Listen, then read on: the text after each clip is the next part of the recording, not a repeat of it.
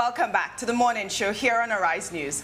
Our first guest on today's show is a journalist, author, philanthropist, public speaker, and the publisher of the Nigerian lifestyle magazine, Genevieve. She also has a foundation that promotes breast cancer awareness, early detection, and treatment. Prior to establishing Genevieve magazine in 2003, she had previously worked as a freelance writer for This Day. Recently, she released the book Dust to Dew, an emotional book that chronicles the darkest period of her battle with depression for 7 years, how she dealt with it through and her own experiences, and gives a personal account on how she fought the mental health challenge and overcame the illness. Joining us to discuss more on her book and her career, her battle with depression, is Nigerian media icon Betty Irabor. Good morning. Welcome. Yay. Mama, I made it. Yes. I'm on a ride. Yes, finally. Yes, the chase has been long. Too long. Just before my 60th. Apologies. Too long. Yeah. I've been trying to have you come on here, and I am so phobia thankful. For water. Oh, that's right. We're in Ikoyi now. Yeah, Ikoyi. You are too bougie for us, Betty. Well, thank you for joining us today. Thank you for having me. Well, we're going to start off with your book. Yes. It is such an amazing deal. You talked about depression, and depression is one of the silent killers in Nigeria. I know I read a little bit of your book, and I know that you started off taking sleeping pills. You couldn't sleep. And it's so amazing that you are able to talk about this because it's a taboo, obviously, in Nigeria. Tell us about the journey and why you wrote this book. Thank you for having me. And the question is, who defines what is a taboo? In our society. In our society. Correct. You only allow what you want to allow. And when you're young, there are so many things you're afraid of. You're afraid of stigma. You're afraid that if I come out to let people see my vulnerability, to let people know I went through mental health challenge, I probably will have problem getting a boyfriend. I'll face rejection. My relationships will probably be, will have issues. People will judge me.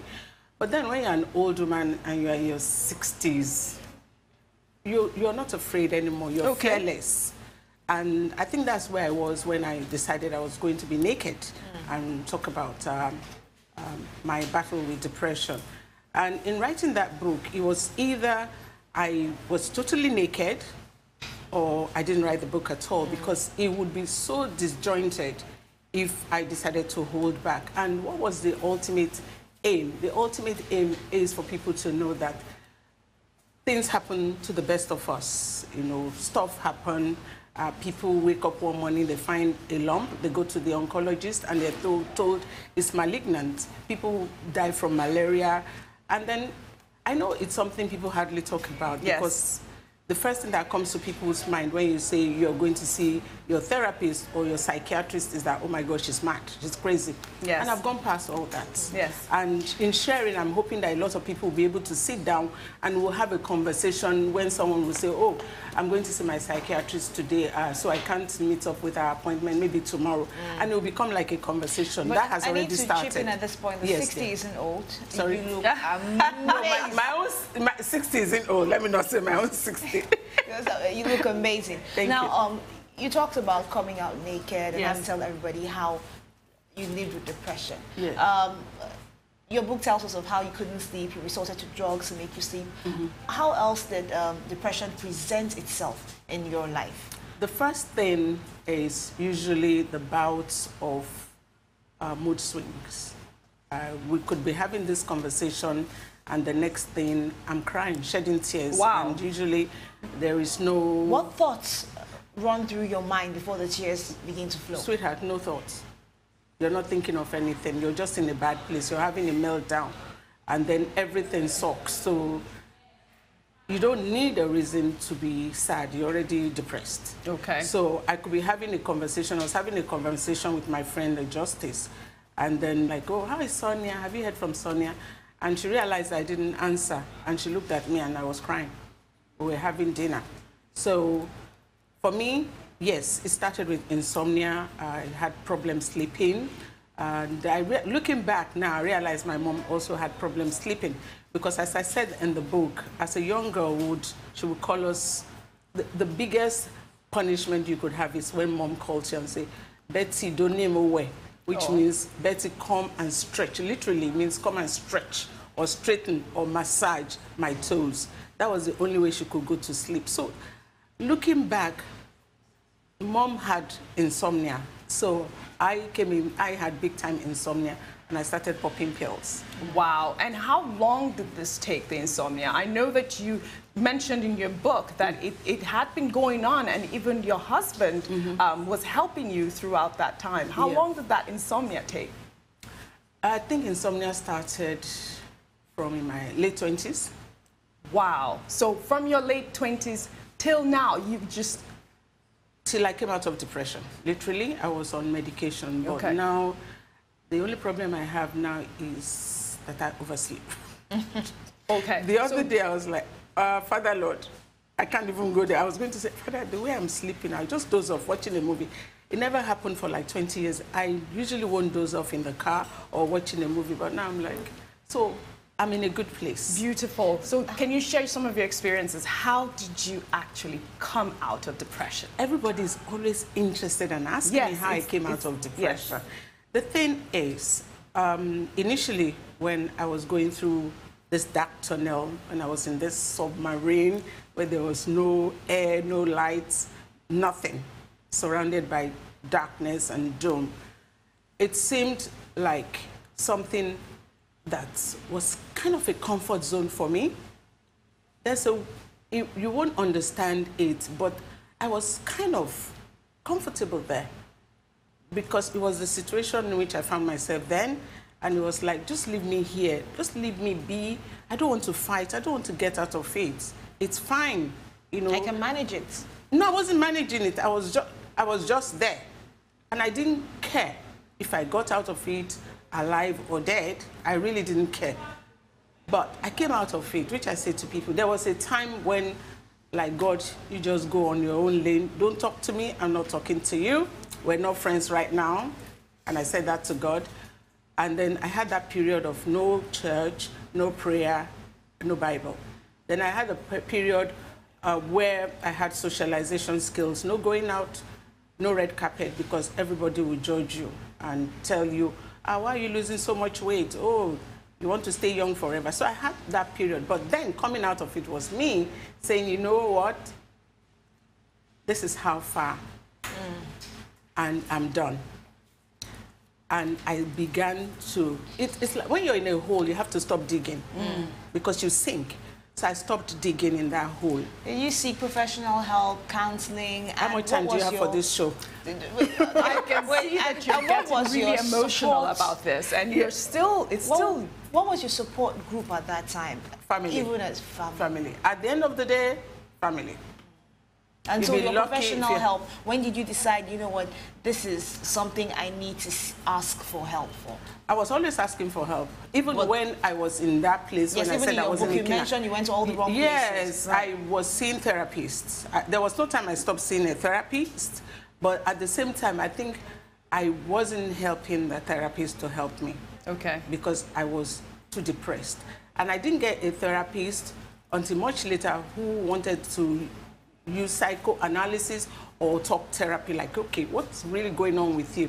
The minute you're sitting down with one psychiatrist, you already have a prescription in your hand. So how are you going to even open up when it's already decided that what you need is medication, which would be the last thing, really? But then I didn't know any better. Talking about your book and talking about putting all this down, how emotional was it for you? Because you're bearing your soul to a number of people who you know and people you don't know. So obviously there must have been highs and lows, thoughts of how you would present whatever you wanted to present to the general public. The thing is, when you decide to do something, try not to overanalyze it, because then you keep doubting yourself. I knew I had healed when I wrote this book, and I wasn't going through an emotional period of breaking down, crying, and each episode in the book reminding me of what I went through. But the part about my brother, if you've read that one, that's a part I don't like to discuss because I tear up. The other day I was in front of I was live streaming and I broke down. So I thought, oh, are you still crying over this? But then that's a very The book is dedicated to him. It's dedicated to him because of the circumstance of his death and because we were very close. He died through complications from sickle cell, heart complications from sickle cell. So I had decided I was going to do this. I was in a good place to do it. And I knew a lot of people, as I've discovered, my God, sometimes I say to myself, the world is depressed. Yes. I can't believe the number of people sending me messages. But I said to them, you know, I'm not that poster girl for depression. I'm just someone who came out of it. I'm sharing my story. So I don't want people to think I am offering therapy. I'm not competent to that. All I'm sharing are my life lessons. So if you were to pick something you were a poster girl for, what would it be? That I don't know how to be 60. I just know how to be Betty. I think pretty much people allow their age to define them. And I would want people to know that, you know, until you're 6 feet down, your life is still yours. You can decide what you want to do with it. Every morning you wake up, it's a new day. You know, be beautiful as you know how to be. Love yourself. I'd like to be a poster girl for telling people to love themselves throughout the ages, to not be defined by their calendar. Wow. And so let's just go back to your journey through depression. Yeah. I know that you were taking treatments also in the UK, and also the minister actually declared a state of emergency on health here because you couldn't get help in Nigeria. Yes. Tell us about that journey. I couldn't get help in Nigeria at a particular time. Yes. Because eventually, the lady who worked with me to get out of it is Nigerian, Dr. Naya Dupo. Okay. And I had gone from I was doctor hopping, therapist hopping, you know. If this one didn't give me result in time, I'll go to the other one. I was impatient as well. I even saw a hypnotist. Yes. I mean, you know when they say that he who is down need fear no fall. I was already down, so if they told me there was some Baba Sikra, you know, Bomosho, that could help me with depression, I would go there. And one lesson I learned from that is that you really don't know what people are going through, so you have no right, you're not qualified to judge people. You know, if someone saw me in one dingy hole with one Baba, with one mask there, right, people would judge me like, I can't believe, with all her education, she's seen one man for depression. But then, when you're not there, you really don't know how far you would go. I said to my husband one day, I said, you know, if someone told me that, you know, just a shot of cocaine would help you with depression, I'll be like, bring it on. Wow. Wow. Let me delve into you as a publisher and Genevieve magazine. Yeah. I saw the part where you were a runner in school. You seem to have that on your wall. You've hung it up and say, hey, I ran well, I represented my school, even though you couldn't finish the competition. You seem to have many accomplishments. But with Genevieve, it's a woman steering the helm of affairs at the magazine. And it's the longest running magazine by a woman in Nigeria. How challenging could that possibly be? And starting off and knowing that, look, no woman has made it in this field, but I'm going to venture into these waters. What actually gave you the courage? I closed my eyes and jumped. I just closed my eyes and jumped, which is what I say to people. Sometimes when you overthink what you're going to do, oh, next year I want to start a fashion line, next year I want to start a beauty line, you overanalyze it. You think about it, and you yourself begin to think about all the reasons why you will fail. I'll tell you why Genevieve started in the first place. Because from the moment the idea clicked, I didn't stop running until I had a copy in my hand. I didn't stop long enough to think about why I would fail. I didn't stop to think about the fact that I was starting at 46. I just didn't think. Because I found that most projects that I think and I plan fall through. And that's a lesson for me. I've learned not to set goals or, well, let's say unrealizable goals. So starting Genevieve was just something like, I picked up a copy of a magazine that I liked. It's called Female from Singapore. Took a look at it and said, you know, I can do this. We don't have a lifestyle magazine. And I didn't stop running. Wow. The only time I stopped was like, okay, there's a copy in my hand and it's a damn bad copy. I cried. I'm like, no, this is not the dream I had. it looked, we had like 20 fonts on the cover. And how many fonts do you have on the cover of the magazine? 2. We had 20, all the fonts. We had colors, you know, and... was that the first one? That was the first one. When I took a look at it at the printers, I just started crying. And the problem was that, was I going to let that out into the street or hide it? So I hid it. When I got home, my daughter said... That must have been a major loss. I hid it until my daughter was like, Mommy, you did it.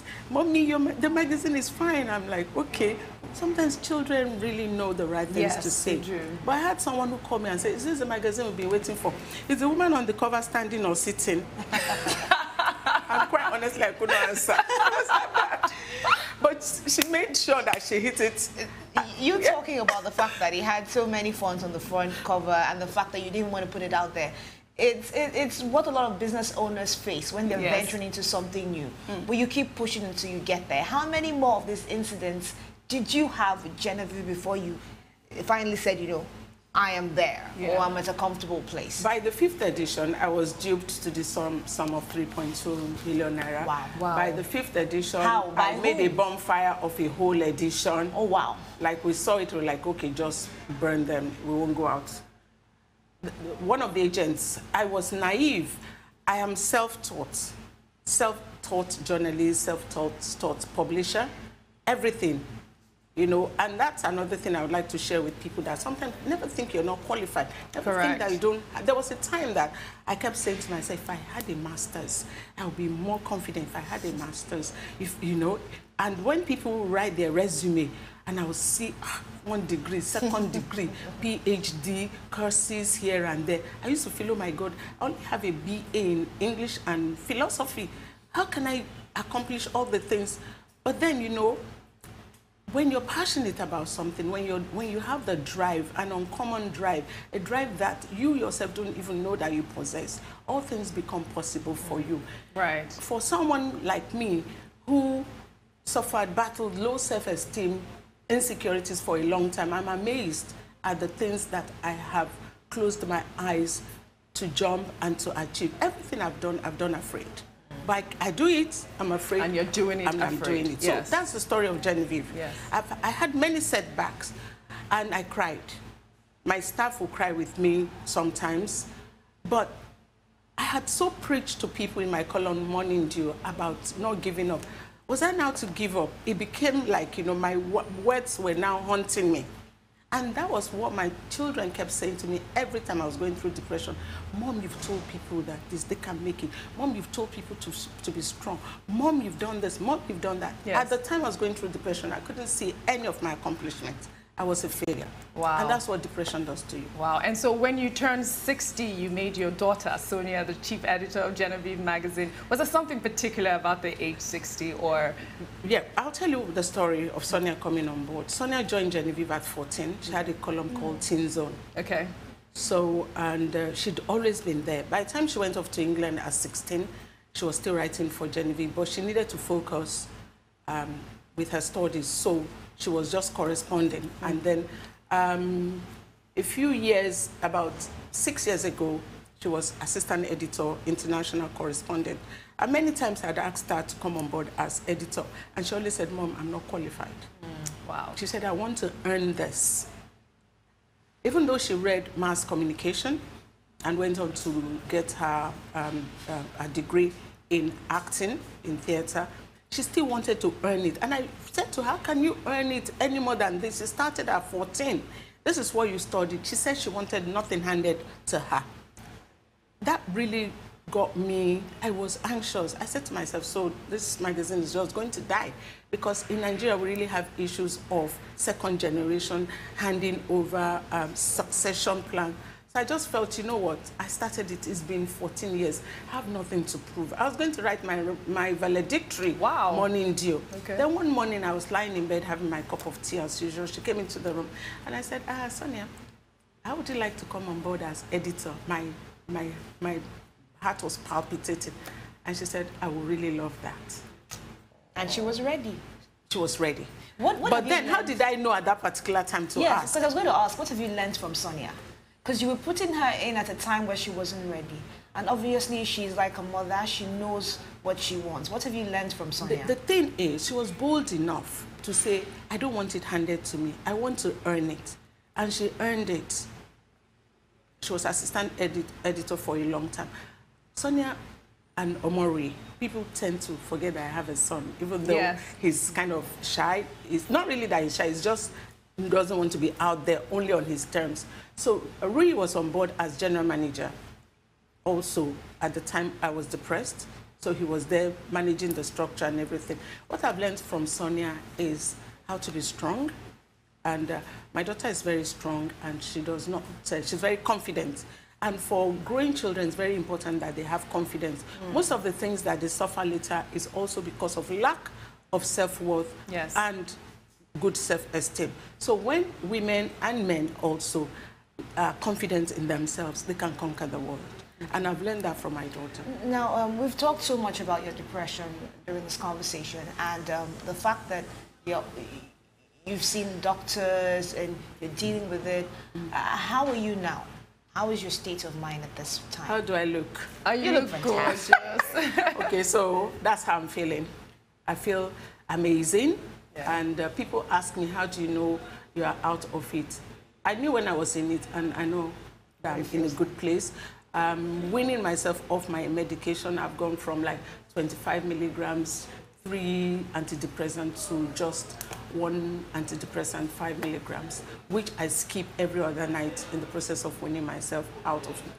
I do things that make me happy more, and I stay with people who do not bring negative vibes to my table. I make choices, conscious choices about my lifestyle, about my living, about my health. I guard my space jealously. Okay. If you have no business being in my space, I don't let you in. I used to be very shy and very, like, I don't want to hurt people. But now I just gradually help you ease out of my life. So have you burnt bridges lately? You have to burn bridges, but choose the bridges that you burn. I always believe that you don't have to burn them, you just cross. Or you make a U-turn. Whatever works for you. Yeah. U-turn, burn. There's some experiences that will leave you so bitter in life, but the thing is, try not to be bitter.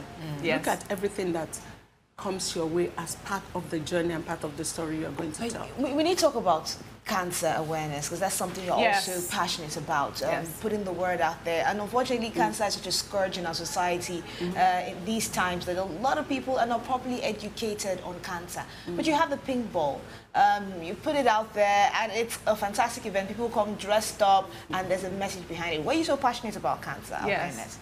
It was something that I started to brand the magazine. I just woke up, I'm like, okay, how do we get leverage on Genevieve? How do we also get people to know about Genevieve? That was how I started.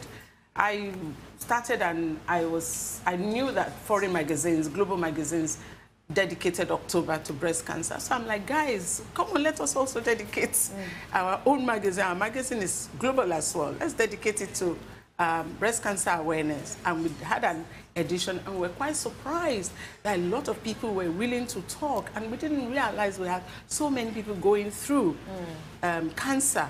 But with that edition, we were so surprised at the feedback and the confessions, the testimonies. And I said, let's take this further. Let's have a party. The thing is, anything quoted in fashion, anything quoted in entertainment, in music, succeeds. If I had a conference and I invited women, conference on breast cancer awareness, I probably have a flop of an event. But when you sell something and you quote it in fashion, especially when you now have a dress code pink, all things pink, and then you have a movement like we did with the first pink ball, you certainly can't go wrong. So that was the birthing of the pink ball. I can't help but walk through a certain door you opened about Genevieve magazine being global. Tell me how you've managed that growth, and if there are new heights the new editor wants to take it to. Sonia I'm a manual person. Manual, I come from a manual world where everything is 090, you dial. And she's digital, like, you know. So she's taking Genevieve into the global space. We have the digital edition, and you can download our copies and all that. And then also, she's given Genevieve a newer flavor, appealing more to her generation. Yes. But the content speaks to everyone. Yes. But she's making sure that she brings in a generation we almost lost, because people perceived us as a magazine for mature women. And she's like, no, we're not for a mature audience. A lot of people believe that the print media is dead. What's your take on this? We still have... it's dying. Yes. It's dying, but there's some people who love the allure, the smell of paper. And to hold some. People have been asking me that they're waiting for the e-copy. And I don't know when that will be, but for the people who still subscribe to Genevieve, will still be there for them. And we have more subscriptions every time. You have newer people coming up and asking for... What is the secret to surviving in Nigeria? Secrets. You have to be very creative. Okay. You have to be... You cannot afford to blend.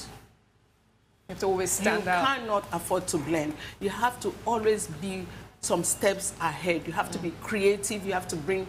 Your juices have to continue to flow. You cannot afford to think that, I've arrived. I think that's mediocrity speaking, when you think that this is the best you can do. So you always have to step forward. You always have to step out. You cannot afford to blend. Very nice. This has been so successful, Dust to you. You don't even, I can't even tell you how successful. I knew it would do well because it's relatable, but this is not my doing. Okay, tell our audience where they can get Dust to you. Available on Amazon.com and Terra Culture, MedPlus, all MedPlus branches, and most places. You could talk to the audience. I'm actually going to beg shamelessly for an autographed copy of the I book. already have one, so you can do yours. Yeah, that's what I'm saying. So I'm going to beg shamelessly after the interview. Thank you so much for your time. Thank you. Thank you, Auntie Betty, for joining me. All right, it's time now for a short break on the morning show. When we return, Aaron Akerejola will be joining us with a review of what's trending. Stay with us.